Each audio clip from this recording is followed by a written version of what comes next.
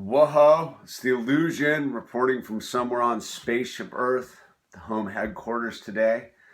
This video is for Amy Bragg. I owe this video to her. She's a class of 2016, Kalispell, Montana. She's asking me a real question about education. She wanted to know what I thought about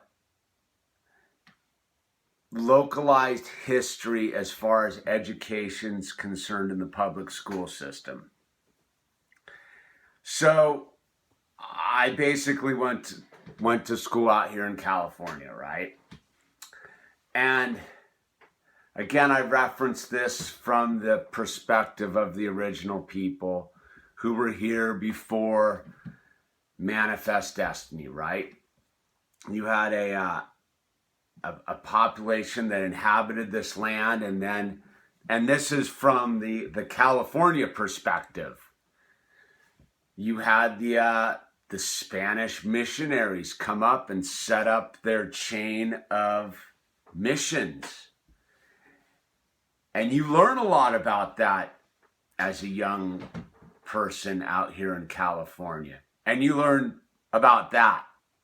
You don't learn about Plains Indians. You don't learn about the Navajos or the Flathead or the Walla Walla. You don't learn about anything except the missions. And it's definitely taken from the perspective of the missions were created by this sort of, I don't know, benevolent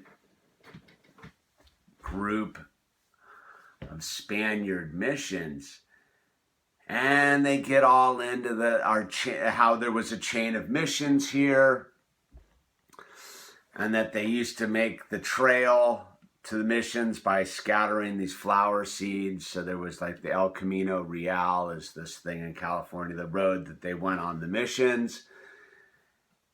And it's not till later in your life that you basically learn that the mission was a chain of genocide slave labor camps. And that's basically what the missions were. The missionaries came, they forced the local inhabitants into the mission system where they all died of disease and were forced into slave labor, basically, and forced to give up their ways and become Catholics. Not knocking whatever, man. It's just what went down. And basically the indigenous population got wiped out. Remnants remain. And so when you learn about this thing, part of my life was this aha moment of, dude, and I'll credit it to the movie Dancing with Wolves, right? Dancing with Wolves, that the Kevin Costner flick where he's the cavalry soldier and he goes out into the Great Plains and he makes friends with the Indians or the original people. I remember there's this scene where he's in the tent and he's talking to one of the original people, and the guy's showing him like a Spaniard helmet, and he's like, yeah, they made it up here. And I was like, whoa, the Spaniards were way up over there. And it kind of set the spark of knowledge, of curiosity into what was going on out in the plains.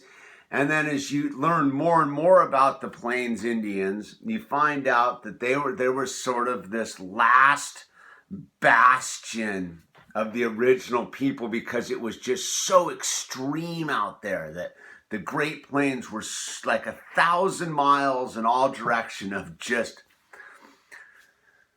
void, essentially. Basically, that's why, they called them the prairie schooners and these things, because you had to set sail across the Great Plains to get to the other side, till you hit the mountains. But you don't learn about any of this in the primary education system. And I don't even know if it was really pushed in college, because again, the education system is so skewed from a perspective kind of thing. And I guess this is what I would say. We have this big thing where, like, all right, localized history. You have this big thing where they want to tear down, like, statues in the South of Civil War generals that fought for the Confederacy because they were slave owners and this and that. And I go, I'm not down with removing history on any level. I'm not down with tearing down statues and stuff, because that is just, that's what ISIS is doing out over in the Middle East with blowing up all those Roman ruins and stuff. It's the same mentality of, like, we don't like their history, so let's wipe it off the map because they were bad. And I go, okay, if you want to do that, let's tear down the California missions. Because if you want to tear down a statue for some Civil War general because he was a slave owner, we need to tear down the California missions, because they were basically slave labor camps and genocide centers.